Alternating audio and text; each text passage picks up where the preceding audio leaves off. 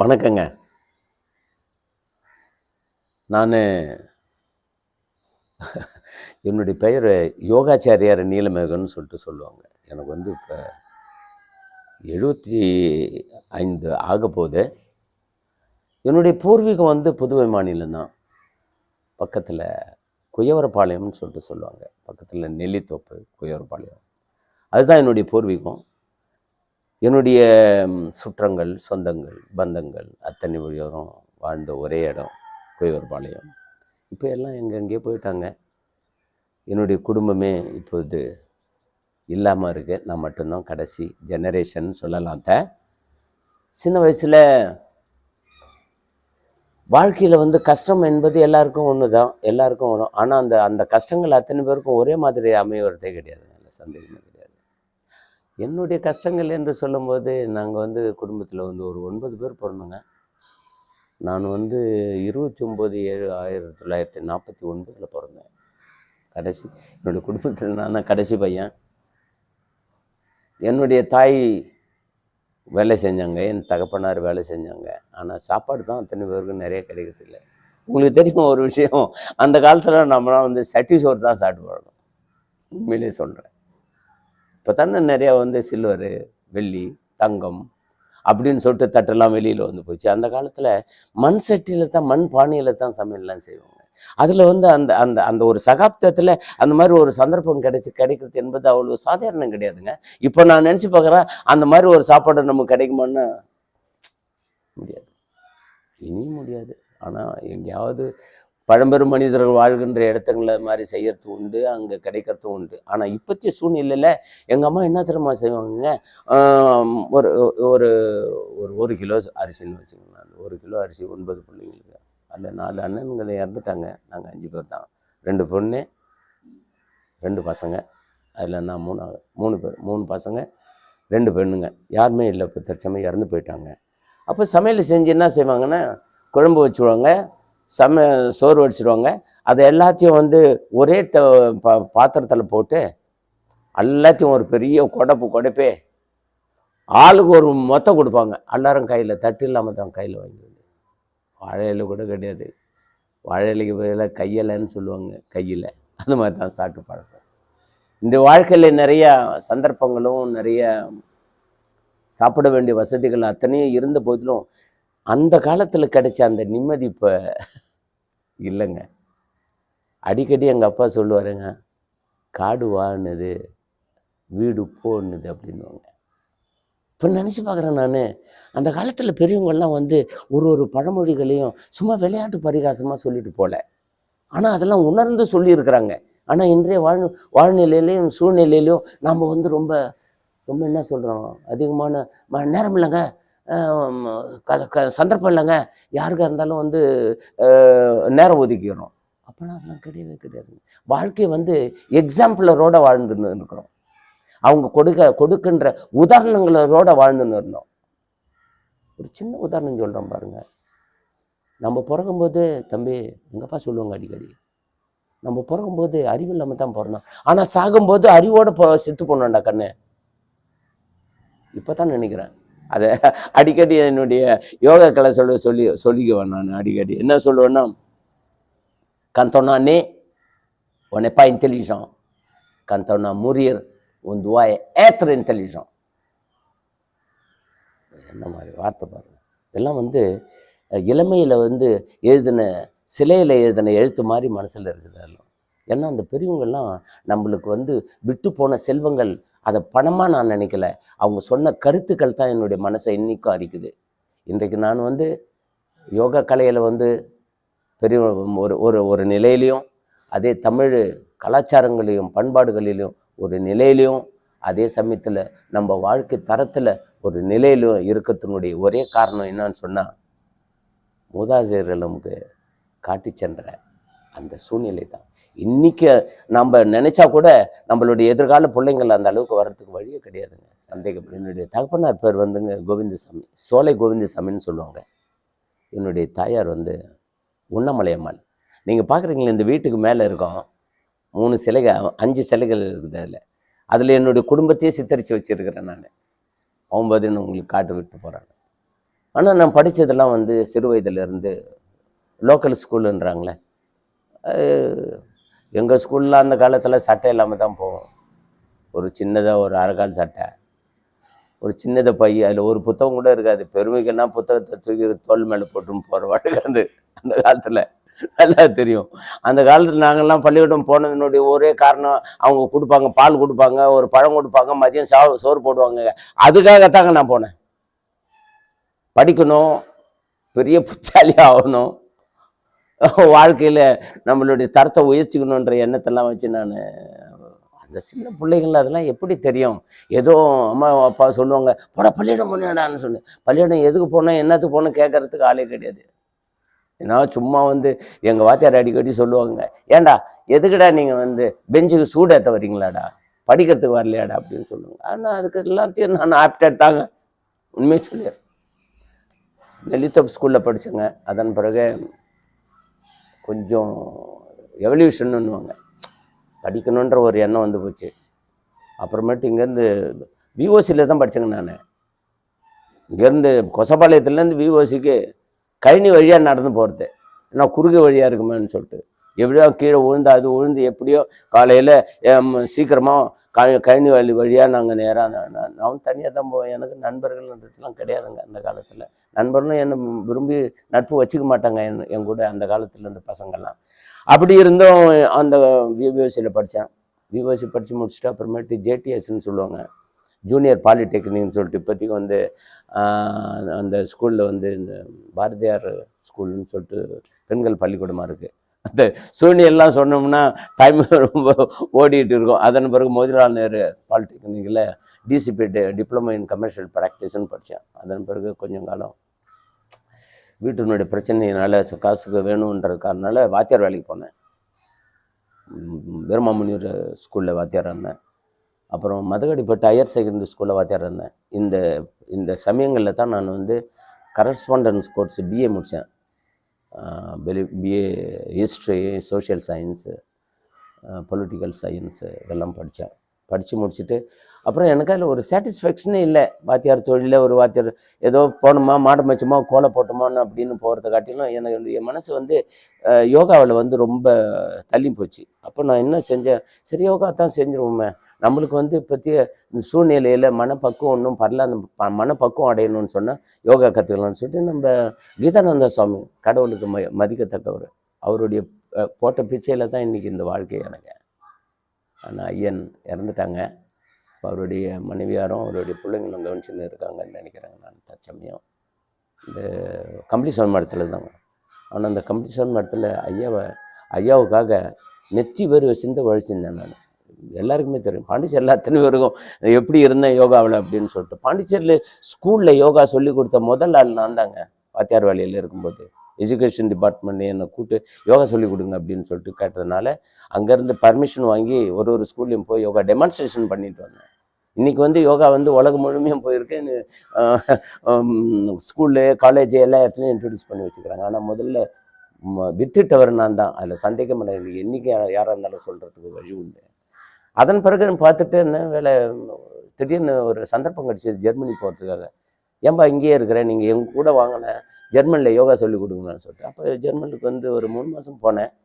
அங்கே முடியல. ஏன்னு சொன்னால் அது அந்த மக்கள் வந்து நம்மளுடைய பாரம்பரியங்களை வந்து சீக்கிரமாக அடாப்ட் பண்ண முடியல. அப்போ கொஞ்சம் டைம் எடுத்துக்கிறாங்க. அந்த காரணத்தினால மறுபடியும் திரும்பி நான் வந்துட்டேன். அதன் பிறகு ஃப்ரான்ஸுக்கு வந்து கூப்பிட்டுருந்தாங்க. ஃப்ரான்ஸ்லேயும் ரெயூனியன் ஐலண்ட் சொல்ல மறந்துட்டேன் நான். அங்கேருந்து என்னுடைய அண்ணார் வந்து அங்கே இருந்தாங்க. அவங்க கூப்பிட்டாங்க, தம்பி நீங்கள் இங்கே வந்துருங்க அப்படின்னு சொல்லிட்டு. அப்போ நீங்கள் இன்விடேஷன் வேணுமென்னு சொல்லி கேள்விப்பட்டேன் நான். உடனே அங்கே தமிழ் கிளப்புன்னு சொல்லிட்டு ஒரு கிளப் அங்கே இருக்குது. அவங்ககிட்ட ஒரு டாக்டர் கிருஷ்ணன் சொல்லிட்டு, அக்சல் கிருஷ்ணன்ற ஒருத்தர் தான் அதுக்கு தலைவராக இருந்தார். அவர் மூலிமா என்னை வர வச்சாங்க. அங்கே போனேன். 45 வருஷமாகி போச்சுங்க. இப்போ அங்கே போனதில் 45 வருஷமாக அந்த ஊரில் இருக்கேன் தற்சமயம். என்னால் ஆன தமிழ் வளர்ச்சி, மத வளர்ச்சி, யோகா வளர்ச்சி அங்கேருந்துன்னு ஐரோப்பா முழுமையும் போயிருக்கேன்.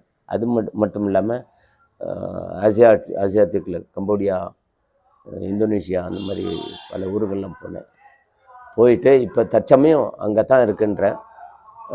என்னுடைய வாழ்க்கை தரம் வந்து இப்படி தான் வந்தது. இப்போத்திய சூழ்நிலையில் ஸ்டிமி யோகான்னு சொல்லிட்டு ஒரு அசோசியேஷன் ஆரம்பித்து Reunion ஐலாண்டில் scientific traditional yoga motivation சொல்லிட்டு ஆரம்பித்து அங்கே யூனிவர்சிட்டியில் யோகா டீச் பண்ணி 36 வருஷங்கள் அந்த யூனிவர்சிட்டியில் அசோசியேஷன் மூலிமா ஹெல்ப் பண்ணேன். இப்போ தொடர்ந்து வந்து யோகா கிளாஸ் அங்கே எடுத்துகிட்டு இருக்கிறேன். இப்போ சொந்தமாக அங்கே ஒரு கோயிலே கட்டி தமிழ் மக்களுக்கு உதவுற வகையில் ஒரு கோயிலை கட்டி துர்க்கை அம்மன் கோயில்னு சொல்கிறத அங்கேருந்து தமிழில் வழிபாடுகள் எப்படி செய்யறதுன்னு சொல்லிட்டு புத்தகங்கள் வெளியிட்டிருக்கிறேன். சமய வழிபாடுன்னு சொல்லிட்டு தமிழர்களின் பாரம்பரிய வாழ்க்கை கலைன்னு ஒரு புத்தகம் வெளியிட்டிருக்கிறேன். அப்புறம் பழகு தமிழில் பக்தி நூல் அப்படின்னு சொல்லிட்டு ஒரு தமிழிலேயே பாடல்கள் நிறைய எழுதிருக்கிறேன். நிறைய சீடுகள்லாம் போட்டிருக்கிறேன். என்னால் என்னுடைய மக்களுக்கும் என்னுடைய மொழிக்கும் என்னுடைய பண்பாட்டுக்கும் என்னென்ன செய்யணுமோன்னு சொல்லிட்டு கடவுள் அருளால் என்னால் முடிஞ்சதை செஞ்சுன்னுக்கிறேன். எதிர்பார்க்காம செஞ்சுன்னுக்கிறேன். எதையுமே ஒரு குழந்தைங்களை வளர்க்கணும்னு சொன்னால் குழந்தைங்கிட்டேருந்து எதிர்பார்த்து செய்ய முடியாது. அதே போல தான் என்னுடைய கல்ச்சரும் என்னுடைய பண்பாடும் என்னுடைய பழக்கங்களும் அது கேட்காமலே நம்ம உதவுறதான் ஒரு மனிதனுடைய வாழ்க்கை தரம். அதனால் என்னால் முடிஞ்ச வரை இன்னும் செஞ்சிடணும். போனதாட்டி கூட இப்போ மெட்ராஸில் வந்து அயலக தமிழர்கள்னு சொல்லிட்டு போட்டு ஒரு ப்ரோக்ராம் செஞ்சுருந்தாங்க. அதுக்கும் போயிருந்தேன். அதே மாதிரி என்னுடைய விருப்பம் வந்து இந்த பாண்டிச்சேரி நம்ம பூர்வீகம் இந்த இடத்துல தான். அப்போ வந்து அந்த காலத்தில் வந்துங்க ஈஸ்ட் இந்தியா கம்பெனி ஒன்று தமிழ்நாட்டை ஆண்டாங்க. இங்கே வந்து ஃப்ரெஞ்சு இந்தியா கம்பெனின்னு சொல்லிட்டு ஃப்ரெஞ்சுக்காரர்கள் வாழ்ந்தாங்க. இங்கேருந்து தான் நம்ம தமிழர்கள் வந்து பல கண்டங்களுக்கு போயிருக்கிறாங்கன்றது அது நல்லா தெரியும். இந்த ஸ்டாட்டிஸ்டிக்லேயே பார்த்துருக்குறேன் நான். புதுவையிலிருந்து போனவங்க தான் மக்கள் அதிகம், வெளிநாட்டு மக்கள். அதாவது நம்ம துப்புள் கொரி உறவுகள்னு சொல்லுவாங்க. அது எப்படி சொல்கிறது, அதாவது அயலக தமிழர்கள் அப்படின்னு சொல்லிட்டு சொல்லுவாங்க. அயலக தமிழர் மட்டும் சொல்லலை, அதை வந்து தியாஸ்போரா தமிழ்னு சொல்கிறது. அப்போ இங்கேருந்து தமிழ் மக்களை அங்கே போய் வேலையில் கொடுத்து அவங்கள தங்களுடைய பண்பாடுகள்லாம் வளர்க்கறதுக்கு வழி பண்ணியிருக்கிறேன்றாங்க. அப்போ ஏன் நம்ம ஊரில் அந்த மாதிரி ஒரு இயக்கம் இல்லை? அப்போ வந்து அப்படி செய்யும்போது நம்ம தமிழர்கள் வந்து குறைஞ்சது 25 கண்ட்ரிகளில் வசிக்கிறாங்க, 3 கான்டினென்ட்லேயும் வசிக்கிறாங்க. அப்போ அவங்கள எல்லாரும் தட்டி எழுப்பி விட்டு அவங்களுடைய மூதாதையர்களை இங்கேருந்து போனவங்க தான்றத அவங்களுக்கு சொல்லி கொடுக்கறது காட்டி கொடுத்தா ஒருவேளை தமிழர்களுடைய ஒற்றுமை பாதிக்கப்படாமல் இருக்குன்றது என்னுடைய தலையாய எண்ணம்ன்றதை நினைக்கிறேன். எல்லாருக்கும் தெரிஞ்ச விஷயந்தாங்க அது. அந்த காலத்தில் யோக கலையை வந்துங்க ஒரு குறிப்பிட்ட மக்கள் பயன்படுத்தினாங்க. அதாவது நம்மளுடைய மூதாதையர்கள், யோகிகள், சன்னியாசிகள், சித்தர்கள், அவங்க தான் அதெல்லாம் பயன்படுத்தின்னு இருந்தாங்க.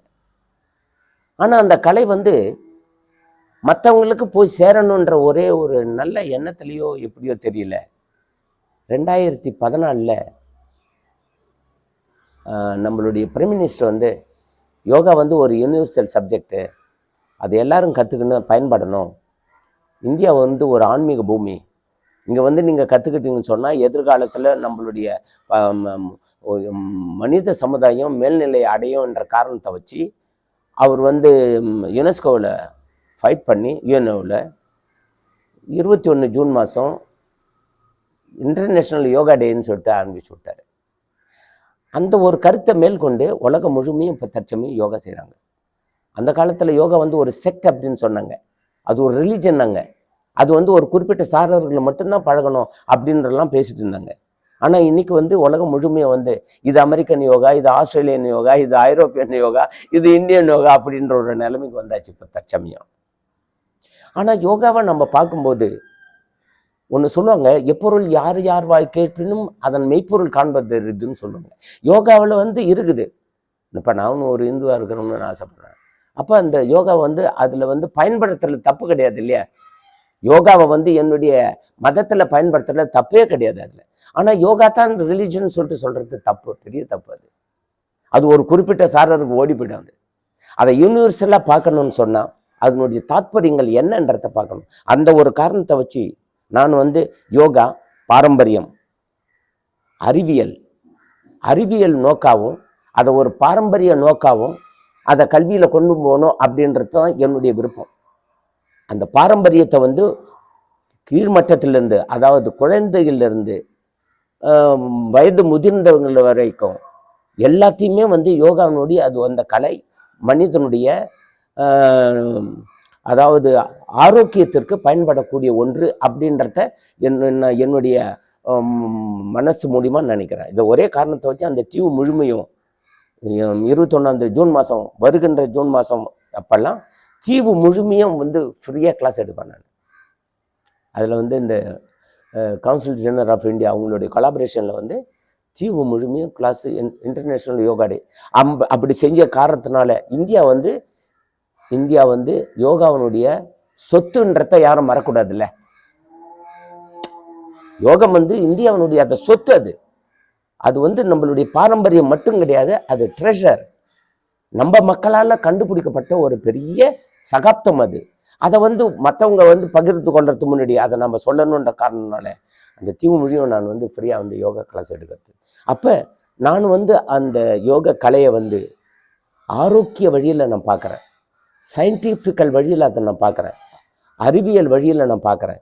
அதனால் மக்கள் வந்து இன்றையளவும் மொரிஷியஸு, மடகஸ்காரு, மற்ற எந்த தீவுகளை எங்கே போனாலும் அதில் வந்து மத சம்பந்தப்பட்ட இல்லாது ஆரோக்கிய சம்பந்தப்பட்ட யோகா எப்படி அதில் வந்து நான் ரொம்ப ஸ்பெஷலாக சொல்லி கொடுக்குறது என்னன்னா மூச்சு பயிற்சி, பிராணாயாமம்னு சொல்கிறது. இப்பத்தி தச்சமே வந்து யோகா வந்து காம்படிஷனு அப்படி இப்படின்னு சொல்லிட்டு செஞ்சுன்னுக்கிறாங்க. அது வந்து என்கரேஜ்மெண்ட் ஒவ்வொருத்தருக்கும். சின்ன பசங்களுக்கு சொல்லி கொடுக்குறது இந்த காம்படிஷனு. அப்போ வந்து அந்த மாதிரி போனால் தான் மக்களுக்கு வந்து ஒரு எழுச்சி உண்டாகும். பாரு யோகா வந்து இப்படியா அது அப்படியா. அதை விட நம்ம வந்து ஜிம்னாஸ்டிக்ஸ்லேயே வந்து வலிச்சு கொண்டு காட்டலாம். அந்த யோகான்ற பேரால் மக்கள் வந்து செய்யும்போது அதில் சில வந்து மாற்றங்கள் ஏற்படுது, மக்களுக்கு எல்லா விதத்திலும் நம்பிக்கை உண்டாகுது யோகாவில். அப்போ யோகா வந்து தமிழருடைய அதாவது இந்தியர்களுடைய பொக்கிஷம்ன்றத புரிஞ்சுக்குவாங்கன்ற காரணத்தை வச்சு தான் நான் அப்படி சொல்லிட்டு இருக்கேன் என்று நான் வரீங்க. இப்போ இந்த தமிழ் கலையை வச்சு எடுக்கும்போது தமிழர்கள் வந்து இந்த குளோபுன்னு சொல்கிறது உலகத்தில் பல மொழியில் இருக்கிறாங்க. ஆனால் இலைமறை மறைவாக இருக்காங்க. அவர்கள் தமிழர்கள்னு சொல்கிறதுக்கு விரும்ப மாட்டேன்றாங்க.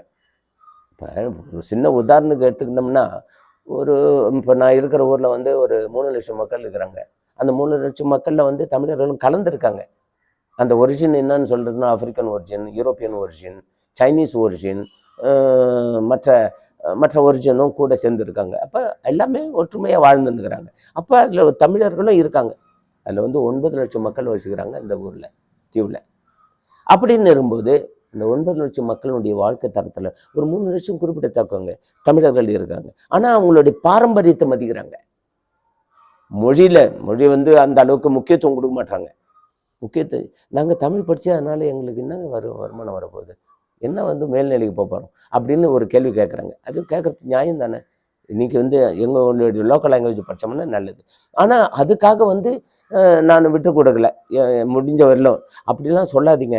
நம்ம பிறந்து வளர்ந்ததெல்லாம் வந்து ஒரு குறிப்பிட்ட கல்ச்சரில், அந்த கல்ச்சருக்கு தான் மதிப்பு கேட்கணுமா. அந்த கல்ச்சரை வச்சு நம்ம பழப்பம் நடத்தணும்னு நான் சொல்லவே இல்லையே. வேர்ல்டில் போய் எடுத்துங்களேன், பிரெஞ்சுக்காரர்களே என்னென்ன ஊர்லையும் போனாங்க. 12,000 கிலோமீட்டர்லேருந்து வந்தாங்க பாண்டிச்சேரிக்கு. பாண்டிச்சேரியில் ஃப்ரெஞ்சு பேசுகிறதுக்கு அவங்களுடைய கல்ச்சரை இங்கே விட்டுட்டு போனாங்க. 12,000 கிலோமீட்டர்லேருந்து வந்தவங்க அவங்களுடைய கல்ச்சரை இங்கே விட்டுட்டு போனாங்க. நீங்கள் 6,000 கிலோமீட்டர் வித்தியாசத்தில் இருக்கிறீங்க, ஏன் அந்த கல்ச்சரை நீங்கள் பிடிக்க மாட்டேறீங்க, ஏன் அந்த மொழியை கற்றுக்க மாட்டேறீங்க அப்படின்னு சொல்லி கொடுத்துருக்கேன் கேட்குறது. நான் இப்படி கேட்டு பாருங்கள். அவங்க 12,000 கிலோமீட்டரில் வந்து அவங்கள இன்சுலேட் பண்ணி போனாங்க அவங்க கல்ச்சரை. ஆனால் 6,000 கிலோமீட்டர் இந்தியன் ஓஷனில் இருக்கிற ஒரு தீவுலேருந்து நம்ம அங்கேருந்து வரோம். அந்த கல்ச்சரை நம்ம மூதாதைக்கு பிறந்த கல்ச்சரு, நம்ம வாழ்க்கை தரத்தை அதில் காட்டுறேன். இன்றைக்கி எக்கச்சக்கமான கோயில்கள் கட்டி பண்பாடுலாம் இருக்குது. நீங்கள் படிக்க தேவையில்லை, தெரிஞ்சுக்குங்க. இதுதான் என்னுடைய விவேகம். அதனால தான் நான் வந்து 3 புத்தகம் எழுதினேன். தமிழர்களின் பாரம்பரிய வாழ்க்கை கலை அந்த காலத்தில் எப்படி இருந்தது, இப்போ எப்படி இருக்குன்னு ஒரு புத்தகம் போட்டேன். அதன் பிறகு வந்து பழகு தமிழில் பக்தி நூல்னு ஒரு புத்தகம் ஃப்ரெஞ்சு ஃபொனட்டிக்ஸில் எழுதினேன். தெரிஞ்சுக்குங்க, பூஜைகளை பற்றி தெரிஞ்சுங்க அப்படின்னு சொல்லிட்டு. அது மட்டும் இல்லாமல் இப்போத்திய சூழ்நிலையில் தமிழ் அழிஞ்சுன்னு போகுதுன்னு பயந்துக்கிட்டு கோயில்களிலையும் ஏன் வந்து தமிழில் பூஜை பண்ணக்கூடாது, முறை பிரகாரம் எப்படி வந்து ஒரு கோயிலில் ஒரு பூஜாரி எப்படி செய்கிறாங்களோ இப்போத்திய சூழ்நிலையில் அதே தமிழில் செய்யலாமே. அதை வந்து புத்தகத்தில் சமய வழிபாடுன்னு ஒரு புத்தகம் போட்டேன். இப்போ ஒரு சின்ன உதாரணத்துக்கு சொல்கிறேன்னு எடுத்துங்களேன். கோயிலில் வந்து சுக்லாம்பரதம் விஷ்ணும் சசிவர்ணம் சதுர்புஜம் பிரசன்னவதனம் ஜாயுதே சர்வ விக்னோப சாந்தையே அப்படின்னு சொல்லிட்டு வணங்குறாங்கன்னு வச்சுக்கலாம் விநாயகர்கிட்ட. அதை நான் அப்படியே தமிழில் சுந்தர விநாயகரே பிள்ளையாரே சர்வமும் பணியும் 5 கரத்தவரே தியானித்தால் தோன்றி அருளும் சாந்த சீலரே சர்வமும் நீரே என்று வணங்குகிறேன் அப்படின்னு. அதுக்கு என்ன வித்தியாசம் இருக்கு? அப்போ அப்படின்னும் போது இதே மாதிரி தீபம் தூபம் நெய்வேத்தியம் சங்கல்பம் எல்லாத்தையும் அப்படியே தமிழில் டிரான்ஸ்லேஷன் பண்ணி வச்சிருக்கிறேன். கடைபிடித்தன் கொள்கை கடைபிடிப்பார் இல்லையே, நான் என்ன பண்ணுறது? எல்லாம் வந்துங்க பாருங்க அத்தை, நீங்கள் படித்து மாறணும்னு நான் இல்லை, படித்து பாருங்க, தமிழில் தானே இருக்கு. தமிழ் தெரிஞ்சால் படிச்சிங்கள, அதனால் எழுதி வெளியிட்டுருக்காங்க. தமிழ் வந்து வளரணும்னு சொன்னாங்க. அடிப்படை இருக்குது, ஆனால் அதுக்கு வந்து செய்முறை தெரியல. இப்போ ஒரு உதாரணத்துக்கு எடுத்துங்களேன், நான் ஒரே ஆள் தான் வந்து என்னால் எந்த அளவுக்கு முயற்சி பண்ண முடியுமோ அது செஞ்சுருக்கிறேன். அப்போ அதில் வந்து பள்ளிக்கூடம் கிடையாதுங்க அங்கெல்லாம்.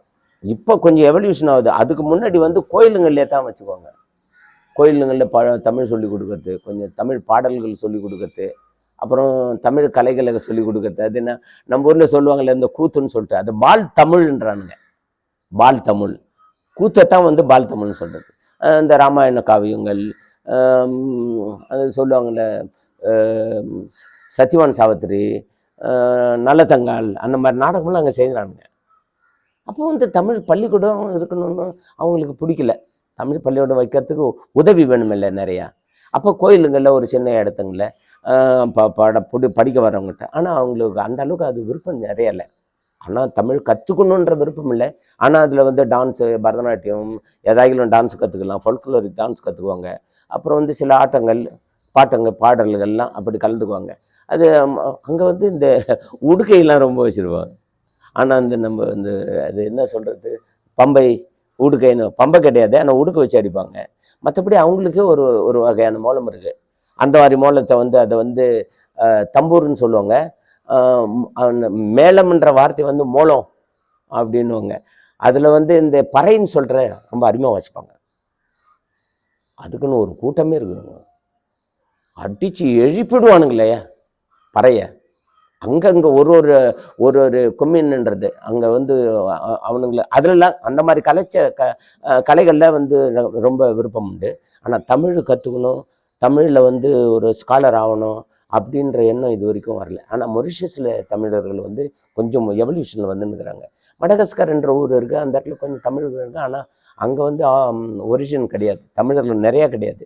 இப்போதைக்கு தமிழர்கள் வந்து நிறையா இருக்குன்ற ஒரு இந்தியன் ஓஷனில் நான் சொல்கிற ஒரு ரெய்னியன் மொரிஷியஸ். சிஷல் இன்னொரு ஊர் இருக்குது, அங்கே தமிழ் பேசுகிறாங்க. அதே சமயத்தில் பக்கத்தில் இன்னொரு ஊர் இருக்குது சவுத் ஆஃப்ரிக்கான்னு சொல்லிட்டு, அங்கேயும் தமிழர் கோயிலுங்கள்லாம் இருக்குது. ஆனால் அவங்க கொஞ்சம் எவல்யூஷனில் இருக்காங்க, படிக்கிறாங்க. ஆனால் ஆங்கிலம் அது அங்கே வந்து ஆட்சி மொழி அந்த மாதிரி இருக்குது. அதை எப்படி அவங்க வந்து பயன்படுத்துகிறாங்கன்னா, கோயில்களுக்கு தான் ரொம்ப மரியாதை. அந்த பண்பாடை இன்னும் வச்சுன்னுக்குறாங்க. நிறையா கோயில் கட்டுறாங்க, அங்கேருந்து ஆளுங்களை வர வச்சு பூஜை பண்ணிக்கிறாங்க. அவங்களா வந்து பூஜை பண்ணின்னு இப்போ வந்து நான் ஒரு கோயில் கட்டுறேன்னு சொன்னால், என்னுடைய கோயிலை நான் கட்டுறேன்னா நான் தான் பார்த்துக்க மாட்டேன். ஆனால் அது அவங்க செய்ய மாட்டாங்க. கோயில் கட்டி வேற அவனா கொடுத்து அவங்கள பூஜை பண்ண சொல்லிட்டு பார்த்துக்கிறாங்க. இப்போ என்னுடைய கோயிலில் நானே கட்டிக்கினேன், நானே பூஜை பண்ணிக்கிறேன். வந்தால் வந்து கற்றுக்குங்க, அதிலே தமிழுக்கு சொல்லி கொடுக்குறேன், வந்தால் கற்றுக்குங்க அப்படின்னு சொல்லிட்டு என்னால் நம்மளுடைய தமிழ் பாரம்பரியத்தை என்னால் முயன்ற அளவுக்கு அவங்களுக்கு சொல்லி கொடுத்துட்டு இருக்கிறேன். இது தானே கண்டி. அங்கே கல்விக்கூடங்கள் கிடையாது, கோயில்களில் ஒரு இடத்துல சொல்லி கொடுத்துக்கிறாங்க. மற்றபடி மர்த்தினிக்கு கோதலூப்புன்ற ஊர்கள்லாம் போயிருக்கிறாங்க தமிழர்கள். அவங்களுடைய நிலையை நான் இங்கேருந்து அது சொல்ல முடியாது, அவங்கள பார்க்கும்போது தான் தெரியாது. ஆனால் அங்கங்கே ஏதோ நம்ம ஊரில் அந்த காலத்தில் ஒரு ஒரு 2 நூற்றாண்டுகளுக்கு முன்னாடி நம்ம தமிழர்கள் அந்த விநாயகர் மேலே வணங்குவாங்க. இப்போ தானே வந்து நிறையா சிவன் வழிபாடு, விஷ்ணு வழிபாடு, சக்தி வழிபாடு அப்படின்னு சொல்லிட்டு. அந்த காலத்துல இந்த மதுரை வழிபாடு ஜாஸ்தி, முனீஸ்வரன் வழிபாடு ஜாஸ்தி, காவல் தெய்வங்கள் வழிபாடு அங்கெல்லாம் நிறையா உண்டு. இப்போ அப்படின்னு சொல்லும்போது எந்த பூஜை பண்ணாலும் அவங்க வந்து விநாயகர் மேலே பூஜை பண்ணுவாங்க. அப்புறம் வந்து சூரியன்னுவாங்க, சூரியனை வச்சு வணங்கிட்ட பிறகு தான் மற்ற கோயில் பூஜைக்கெல்லாம் போவாங்க. சூரிய வழிபாடு உண்டு அங்கே. அதில் வந்து விநாயகர் பூஜை செய்யும்போது நம்மளுக்கு நிறையா, நான் முதல் முறையாக போயிருக்கும்போது அந்த சொல்ல கேட்கும்போது எனக்கு மனசு ரொம்ப சந்தோஷமாக இருந்தது. முண்டி முண்டி விநாயகரே முக்கண்ணனார் தன்மகனே கந்தருக்கு முன் பிறந்த கணபதியை முன்னாடைவா அப்படின்னு சொல்லிட்டு அந்த அந்த வார்த்தையும் அல்லல் போம் வல்வினைவோம் அன்னை வயிற்றில் பிறந்த தொல்லை போம் நீங்கா துயரம் போம் நல்ல குணமதிகை மாமருணை கோபுரத்தில் விற்றிருக்கும் செல்வ கணபதியை கை தொழுதார்க்கு. அந்த தீவுல எந்த இடத்துலையும் இந்த பாட்டு ஒலிக்கும் யாராக இருந்தாலும். ஆனால் கொஞ்சம் ப்ரொனன்சியேஷன் கொஞ்சம் கஷ்டமாக இருக்கும். இப்போ நான் ப்ரொனன்சியேஷனோட பாடியிருக்கேன். அவங்க விட்டு கேட்கும்போது மனசுக்கு ஒரு இதமாக இருக்கும். ஐயோ நம்ம மொழி இன்னும் இங்கே வச்சுருக்கிறாங்களே அப்படின்ற ஒரு சந்தோஷம் உண்டாகும். அந்த ஒரு சந்தோஷத்தில் தான் அதெல்லாம் சொல்லி கொள்றதையும் மக்களுடைய இன்னும் அமெலியரேஷன் பண்ணணுன்ற ஒரு காரணத்தினால தான் அந்த ஊரில் இருந்துன்னு இருக்கிறேன். இன்றைக்கும் கோயில் இருக்கேன், இந்த யோகா சொல்லி கொடுக்குறேன். மற்ற என்னால் ஆன அந்த வளர்ச்சிக்கு வேண்டிய சாதனங்கள் எது செய்ய முடியுமோ அது செய்ய. நாம் முக்கியமாக தெரிஞ்சு கொள்ள வேண்டியது ரெயினியத்தில் என்னன்னு சொன்னால், அது ஒரு பூர்வீக தீவு. அது தமிழர்கள் மக்கள் 300 ஆண்டுகளாக அந்த ஊரில் இருக்கிறாங்க. அப்பத்திய கலாச்சாரங்கள் பிரகாரம் பலி வீடு பூஜை நிறையா வச்சுருந்தாங்க. இன்றைக்கும் தொடர்ந்து இருக்காங்க. அதை தவிர வீட்டுக்கு ஒரு கோயிலை வச்சுக்கிட்டு வருஷத்தில் ஒரு முறை ஒரு பூஜை பண்ணி நண்பர்களையும் வீட்டு குடும்பங்களையும் கூட்டு வச்சு ஒரு பூஜை பண்ணிக்குவாங்க. அது இன்றைக்கும் ஒரு பாரம்பரிய வழக்கமாக இருந்துட்டு இருக்கு. இப்போ அதை விடுத்து இப்போ எவல்யூஷன் இப்போ 21ஆவது நூற்றாண்டில் இருக்கணும். 18ஆம் நூற்றாண்டு 19ஆம் நூற்றாண்டு அப்படியே எவல்யூஷனில் இப்போ 21ஆவது நூற்றாண்டில் இருக்கும். இப்போ நிறைய அந்த பக்தி மார்க்கத்துலேயும் பக்தி வினோதங்களையும் இப்போ கொஞ்சம் கொஞ்சமாக மாறின்னு வருது. அங்கெல்லாம் காளி பூஜை, மாரியம்மன் பூஜை, முருகனுக்கு கூட அந்த காலத்தை அந்த பூஜை பண்ணி இருந்துருக்குறாங்க. முனீஸ்வரன் பூஜை, மதுரவீரன் பூஜை இதெல்லாம் நடக்கிறது உண்டு. இப்போத்திய தற்சமயம் அந்த காலத்துலேருந்து ஒரே ஒரு கோயிலில் வைகாசி விசாகம் மட்டும் செய்வாங்க.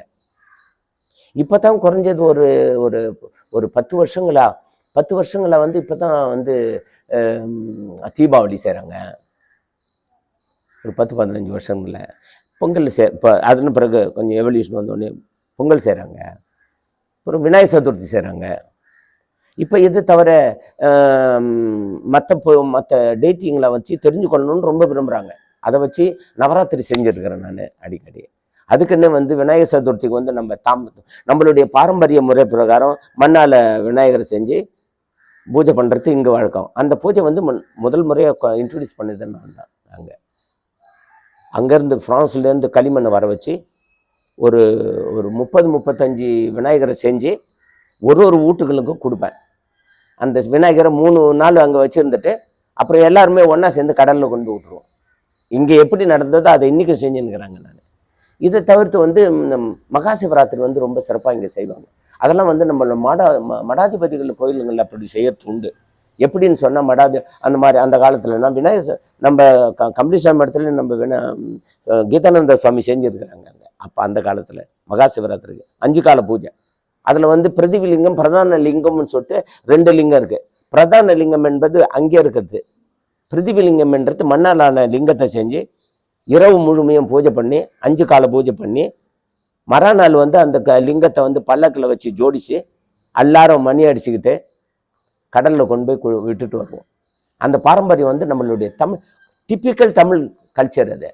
அது இது வரைக்கும் நான் அங்கே செஞ்சுன்னு இருந்தேன். என்னுடைய கோயிலில் இப்பயும் செஞ்சுன்னு இருக்கிறேன்.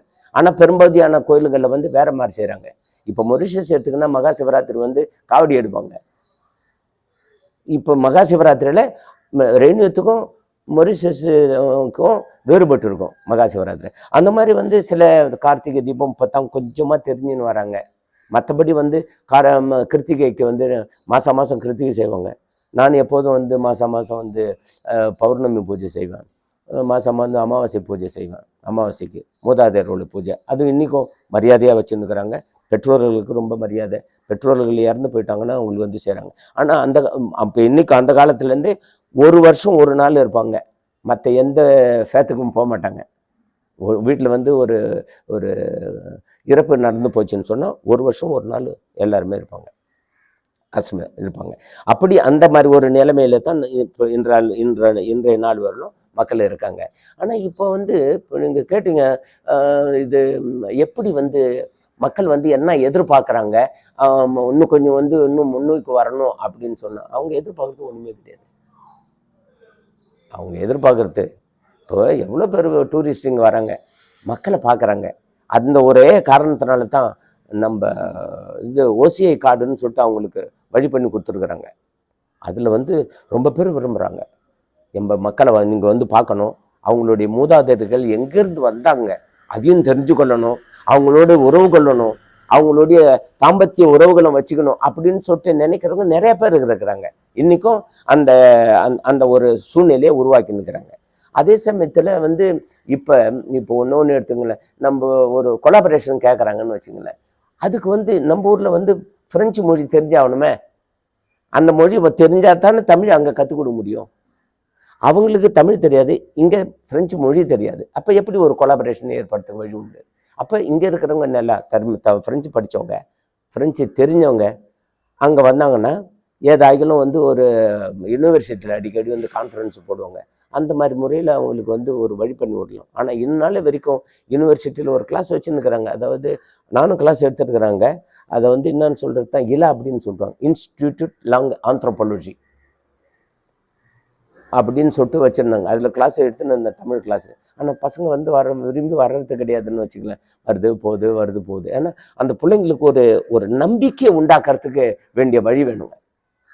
இப்போ வந்து செய்கிறாங்கன்னு சொன்னால் அவங்களுக்கு வரவங்களுக்கு இங்கே அவங்கள வந்து கலெக்டிவாக வர வச்சு அவங்களுக்கு வந்து நல்ல வழி பண்ணி ஃப்ரெஞ்சு மொழி, இங்கிலீஷ் மொழி, தமிழ் மொழியில் எல்லாரும் வச்சு ஒரு 2 நாள் தொடர்ந்து கான்ஃபரன்ஸு அவங்கள புரிய வைக்கணும். நம்மளுடைய கல்ச்சரை வந்து அவங்க தெரிஞ்சு கொள்ள வைக்கணும். அந்த மாதிரி இன்வைட் பண்ணி மக்களை அந்த மாதிரி செஞ்சால் நல்லா இருக்கும்னு என்னுடைய விருப்பம். எனக்கு இந்த சந்தர்ப்பத்தை எனக்கு வயசு கொடுத்ததுக்கு உங்களுக்கு ரொம்ப நன்றி சொல்கிறேன். அதே சமயத்தில் தமிழ் வாழணும், தமிழ் வெல்லணும், தமிழ் மக்கள் தமிழை விரும்பி கற்றுக்கணும், மொழி கலப்பு இல்லாமல் தமிழ் பேசணும். இதுதான் என்னுடைய விருப்பம். நன்றி, வணக்கம்.